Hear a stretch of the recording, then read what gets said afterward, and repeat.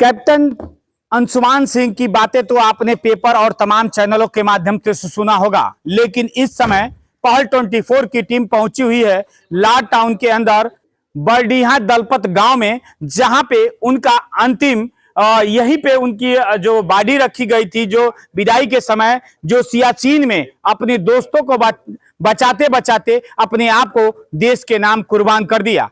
ऐसे कैप्टन अंशुमान सिंह की कहानी आपने तो सुना होगा, लेकिन सबसे बड़ी बात, ये जो घर है, इसी घर में अंशुमान सिंह का बचपन गुजरा था, जिन्होंने शुरुआती पढ़ाई की थी, इसी आंगन में खेले थे, यहां तक कि यहीं से उन्होंने चलना भी सीखा था। लेकिन आज युवाओं की प्रेरणा बन चुके हैं, क्योंकि अंशुमान सिंह एक ऐसे व्यक्ति थे, ऐसे एक वीर जवान थे, जो देश के लिए, देश के जवानों को बचाने के लिए अपने आप की जान की न्यौछावर कर दिया। आग में जल गए, जलने के बाद भी अपने 3 साथियों को बचा लिया। वहीं उनके चाचा जी हैं, जो उनके छोटे चाचा हैं, उन्होंने बताया कि अंशुमान सिंह पढ़ने में बहुत तेज थे। जब भी वो आते थे तो मैं उनको लेकर स्कूल तक अच्छे टीचरों के पास लेके जाता था। पढ़ाई में उनकी बड़ी रुचि थी। ऐसे में वो उनके पिताजी भी देश के लिए वो भी कार्यरत थे, देश के लिए सेना पे बॉर्डर पे रहते थे। लेकिन उनकी शिक्षा दीक्षा प्राथमिक यहाँ देवरिया जनपद के बरडीहा दलपत में हुई थी, और बाकी की पढ़ाई उन्होंने मिलिट्री जो क्या कहा स्कूलों में हुआ था। ऐसे में जब वो घटना हुई थी, घटना के समय उनके बंकर में अचानक आग लग गई थी। आग लगने के बाद ऐसे ही इतनी तेज आग बढ़ गई कि देखते ही देखते उनके साथी उसमें जलने लगे। उनको बचाने के एवज में उस समय ये भी झुलस गए और उनकी मौत जाके चंडीगढ़ में हुई। चंडीगढ़ में जो जब वो शहीद हो गए, तो इसकी सूचना जब परिवार वालों को पड़ता है तो परिवार के लोग मानो की वो परिवार में पूरा हलचल मच गया। पूरे देखते ही देखते पूरे गांव का जमावड़ा, पूरे देवरिया का जमावड़ा, यहां तक कि प्रदेश के बड़े बड़े कैबिनेट मंत्री और तमाम मंत्री भी यहां जुट गए, और देवरिया के प्रशासनिक अधिकारी भी यहां जमावड़ा हो गया। उस समय नारों से अंशुमान सिंह अमर रहें, अंशुमान सिंह जिंदाबाद, अंशुमान सिंह, तमाम बातें, वंदे मातरम, भारत माता की जय, ऐसे जयघोष से पूरा गांव, पूरा देवरिया गूंज उठा था। उस समय का जो सीन था, जो तस्वीरें थी, वो सबके आंखों में आंसू आ रहे थे, और उस समय की कहानी एक और ही रुख ले रही थी। लेकिन ये सारी घटना होने के बाद जब उनके माता को और उनकी पत्नी को कीर्ति चक्र देकर सम्मानित किया गया, अंशुमान सिंह तो रहे नहीं, लेकिन उसके बाद भी अपनी यादगारें छोड़ गए। ऐसे में कीर्ति चक्र के बाद एक सोशल मीडिया पे वीडियो तेजी से वायरल हो रहा था कि उनकी पत्नी इस परिवार से दूरी अपना ली हैं। ऐसे में मैं इस बात को पहल 24 जानने के लिए जब पहुंची तो उनके चाचा जी ने बताया कि ये बात तो हकीकत है, लेकिन अभी हम इसको प्रूफ नहीं कर सकते हैं। ऐसे कहते हुए उन्होंने अपनी बात पूरी की। मैं उम्मीद करता हूं कि हमारे जो भी दर्शक होंगे अपना कमेंट जरूर लिखेंगे। ये घटना देखिए, यही महीना है, आज 12 तारीख है सर, 19 तारीख की सुबह करीब 11 बजे लगभग यही टाइम हो रहा था, 10:30 11 बजे का था। भैया का फ़ोन आया कि आप कहाँ हैं। तो हमने उस समय मैं सलेमपुर में था, तो उन्होंने कहा कि ऐसा है कि आप लखनऊ आ जाइए। हमारे भैया जो बड़े वाले भाई साहब अंशुमान के पिताजी, अंशुमान सिंह के जो पिताजी थे, तो उनका फ़ोन आता है कि आप लखनऊ आ जाइए। क्योंकि सारे भाइयों के पास आया, 4 भाई हम लोग हैं, तो 3 भाई इधर थे हम लोग, एक भाई लखनऊ में थे भैया और अंशुमान जी के पिताजी, और 3 हमारे चाचा के लड़के। क्योंकि हमारी फैमिली अभी वो है, एक ही साथ है। तो तुरंत हम लोग सब लोग जो जहाँ था जैसे थे बस पकड़ लिए। चूँकि सबको उन्होंने फ़ोन करके यही कहा कि आप बस पकड़ लीजिए और लखनऊ आ जाइए, ज़रूरत है तुरंत लखनऊ आइए आप। तो अब इनसे सब लोग बस वो इतना करके फ़ोन काटते गए, सब अपना अपना जहाँ से थे वहाँ से बस पकड़ के 2 भाई गोरखपुर थे, गोरखपुर से निकल गए, एक भाई सलेमपुर थे, वहीं से निकल गए। मैं सलेमपुर से घर आ गया, क्योंकि मैं सोचा कि फिर यहाँ से पिताजी भी थे, उनको लेके जाना था।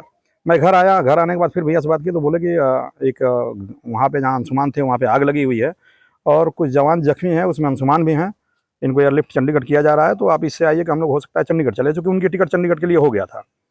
फिर जैसे हमारे 1 घंटे के आसपास का टाइम निकला, हम अपना सब कुछ सामान वो कर रहे थे कि अब यहाँ से निकले, गाड़ी मंगाए निकलने के लिए, तब तक भैया का फ़ोन आता है फिर, और बोले कि पिताजी को भी लेते आइएगा, अंशुमान यानी अंशुमान के दादा को, अब वो इस दुनिया में अंशुमान नहीं रहे। ये सुनने के बाद आदमी अब धराशायी हुआ। फिर उसके बाद अपना ये करके हम लोग यहाँ से निकले, 11 बजे रात को पहुँचे वहाँ लखनऊ में। उसके बाद सर कैप्टन अंशुमान सिंह को शहीद हुए आज 1 साल हो गए, आज उनकी बरसी है। जी। और ऐसा सुनने में आ रहा है कि उनकी पत्नी जो है अब इस परिवार का साथ छोड़ चुकी है, इसमें कितनी सच्चाई है? हाँ, ये सत्य है।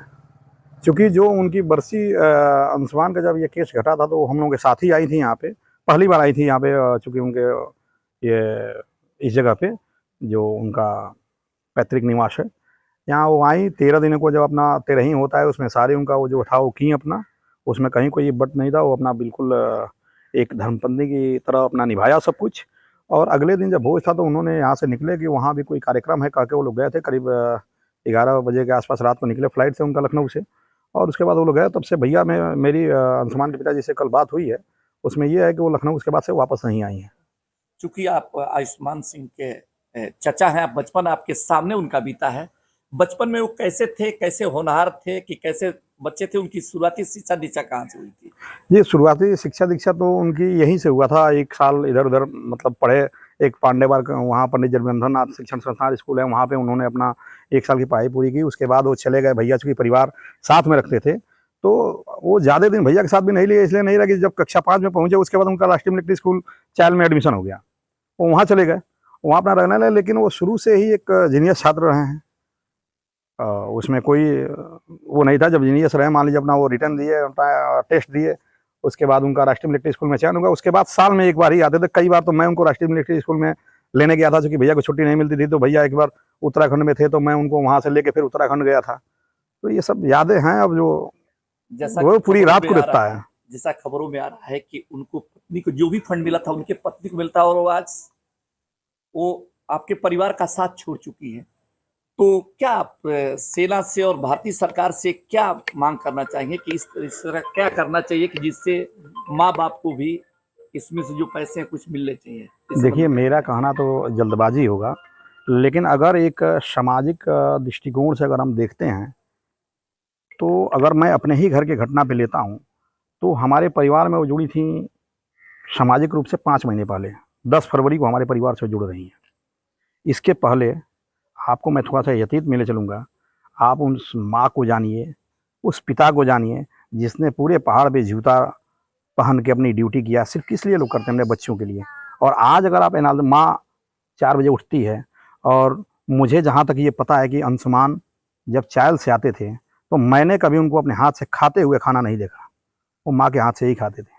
आज उस माँ पे क्या गुजर रही होगी जो इस तरह की घटनाएं सामने आ रही हैं। देखिए, अंशुमान एक शूरवीर थे, इसमें कोई शक नहीं है। और मैं उस माता पिता को प्रणाम करता हूँ जो देश को ऐसे शूरवीर दिए। बाकी तो ये सरकार का काम है, सरकार हर पहलू पे खड़ी है हमारे साथ, देश खड़ा है हमारे साथ। इसमें कोई, अंशुमान की जब डेड बॉडी आई थी तो आपको मैं बता दूं, यहाँ कोई 1 इंच की जगह नहीं थी, बाकायदे सबको हटाया जा रहा था। लग रहा था कि ये छत गिर जाएगा, वो छत गिर जाएगा, इतनी जनसंख्या में भीड़ थी। बाकी का काम सरकार का है, सरकार हमारे साथ है। उम्मीद है कि सरकार इसमें कुछ ना कुछ करेगी, और आने वाले अन्य फौजियों के लिए भी ये होगा। आपका नाम? मेरा नाम हरिप्रताप सिंह। आप क्या लगते थे? मैं उनका चाचा हूँ, छोटे वाले। और इसी के साथ पहल 24 का जय हिंद, नमस्कार।